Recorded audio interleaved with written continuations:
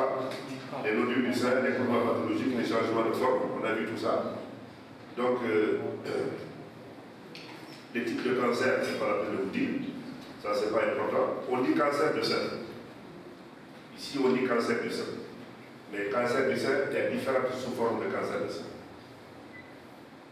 C'est-à-dire quand un cancer du sein est manifeste, il est diagnostiqué. Le médecin qui traite va aller chercher c'est quel type de cancer du sein. Parmi les formes, il y a des cancers du sein qui sont plus fréquents que les autres, mais Dieu merci, le plus fréquent et le plus sensible au traitement.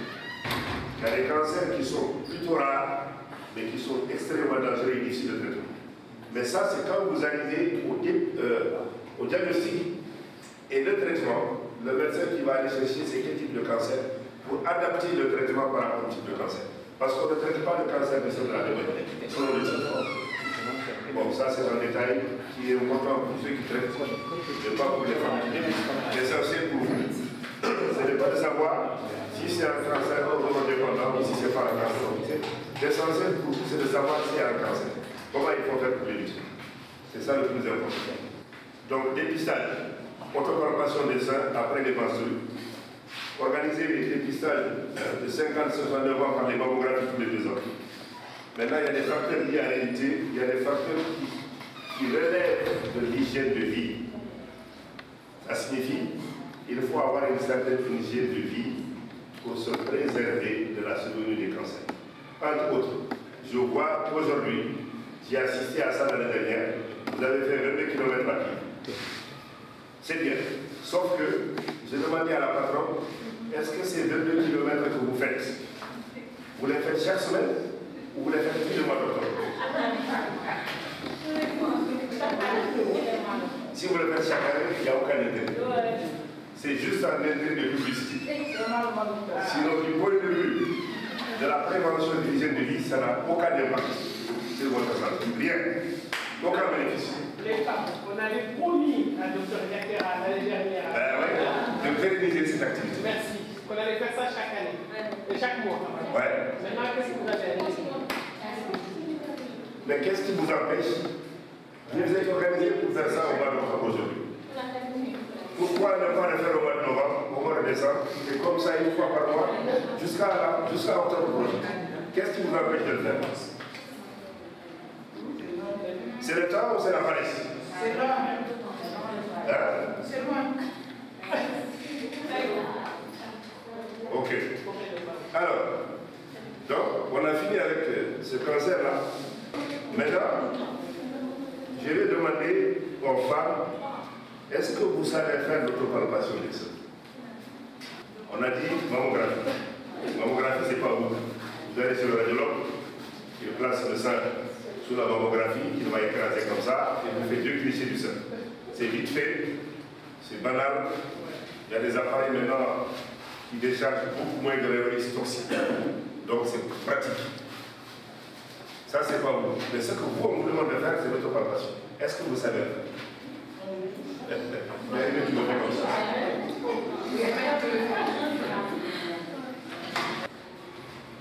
On se met debout devant le miroir. Le torse nu, naturellement. La première chose qu'il y a à faire, les bras collés contre le corps, vous regardez votre image, l'image de vos seins au miroir. C'est déjà de vous habituer à vos seins, de voir comment sont vos seins. Ils sont symétriques, ils ont le même volume, ils ont la même couleur. Les mamelons, il n'y a pas un qui descend plus sur l'autre, il n'y a pas une tumeur, il n'y a pas de visualiser. Après, si vous devez palper le sein droit, vous levez la main gauche que vous mettez derrière votre nuque.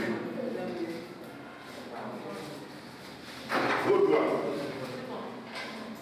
avec 3 ou 4 doigts, un crochet, comme les doigts d'accoucheur, comme ça.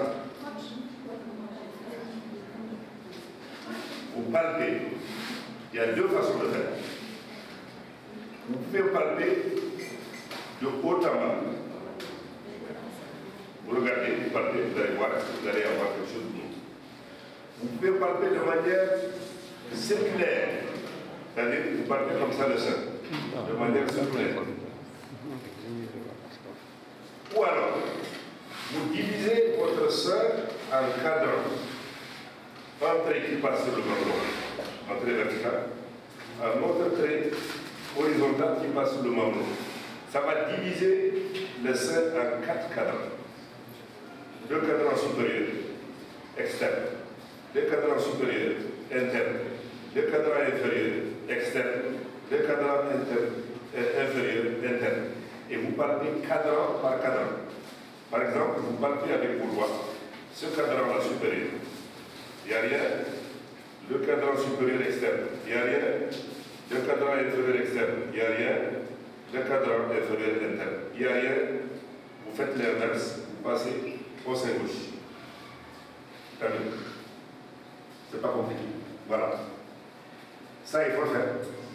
Si on le fait une fois, on a l'habitude. Si on ne le fait pas, on ne le fait jamais. Ben, on n'aura jamais l'habitude de le faire et on ne saura jamais le faire. Bon, alors. Non, c'est pas tous les matins. Non, c'est pas tous les matins. Là, non. Après les règles. Si les règles sont arrêtées, vous le faites une fois par mois. Mais le mieux, lorsque les règles sont arrêtées, c'est d'aller faire la mammographie tous les 2 ans. À ce moment, l'autopalpation ne vous incombe même pas lorsqu'on arrive dans la période où on est à la ménopause. Ce qu'il faut systématiser, c'est d'aller faire la mammographie systématiquement tous les 2 ans. Tous les 2 ans, à condition que la maman vous dise qu'il n'y a rien. Si la maman dit qu'il y a une petite boule, il y a un petit truc, il faut l'explorer pour qu'on vous dise voilà. Mais pour celles qui voient les règles, c'est tous les mois à la fin des règles. On dit que c'est la semaine, on a toute la semaine après la semaine des règles. On peut faire une opération. Maintenant, si ça passe, attendez les règles prochaines. Ce n'est pas tous les jours, donc c'est facile en fait. D'accord? Bon. Je vous montre un peu les illustrations pour les femmes de 50 à 74 ans.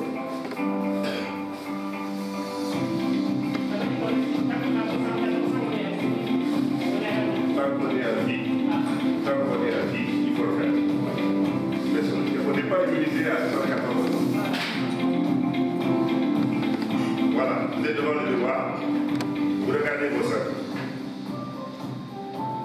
Et vous cherchez la forme.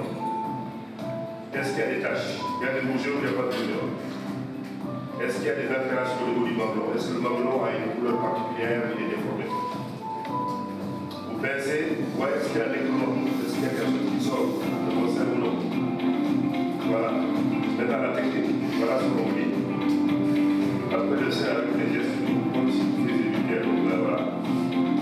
Deux méthodes. La méthode circulaire ou la méthode verticale. N'oubliez pas d'examiner assez important la dynamique. N'oubliez pas de palper les selles à la recherche du ganglion. Le ganglion est à peau ici. Voilà, vous pouvez chercher est-ce que la peau est rétractée, est-ce qu'elle est rouge. Merci. Écoute-moi.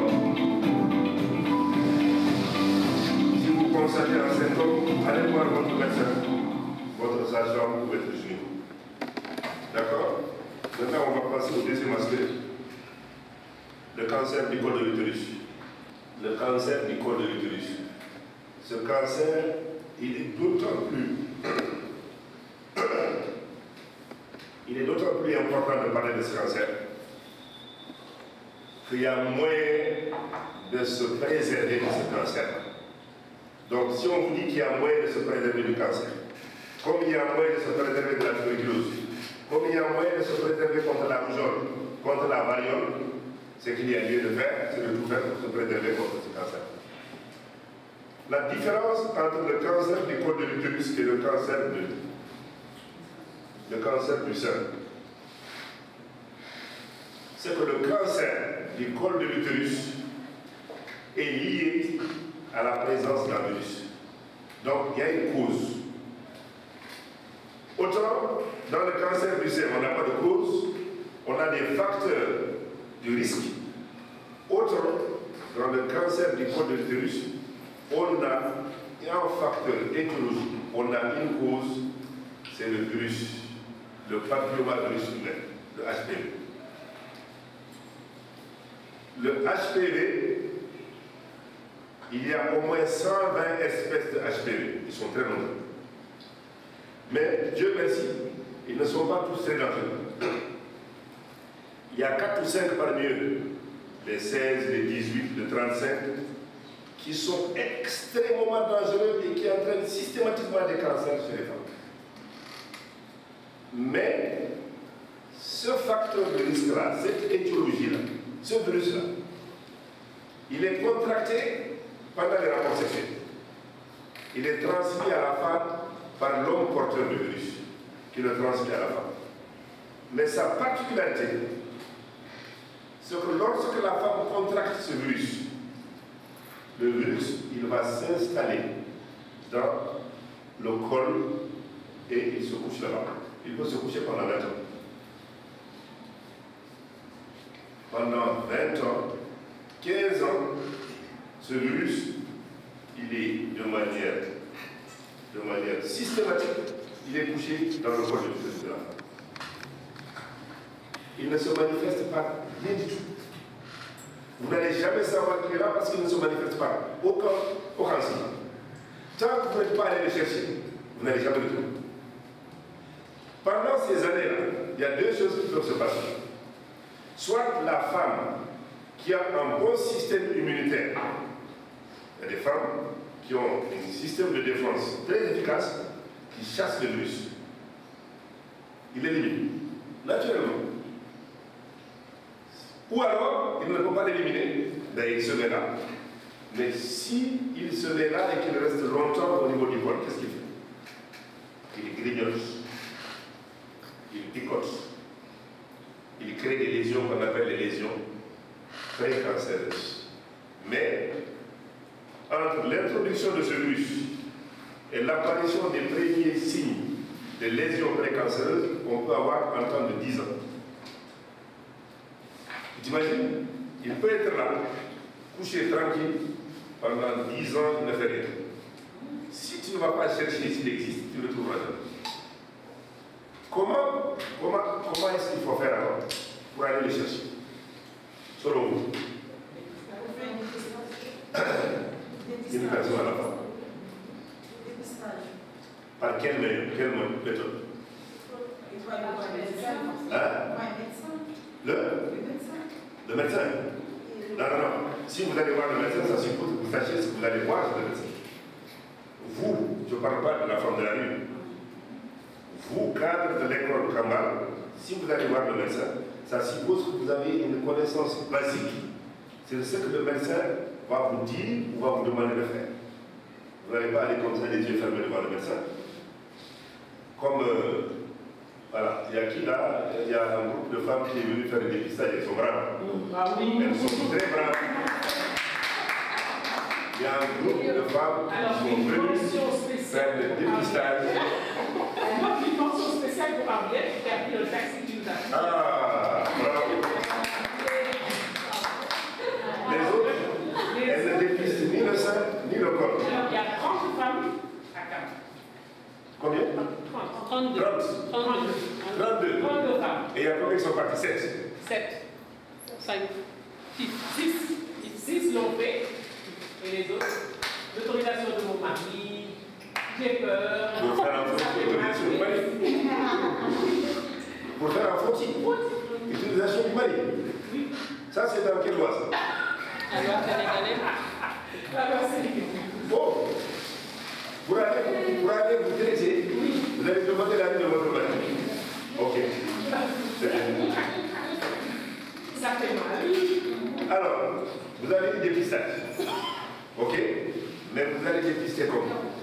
Il y a 2 façons de faire. Il y a deux niveaux de dépistage. Le premier niveau, c'est quoi?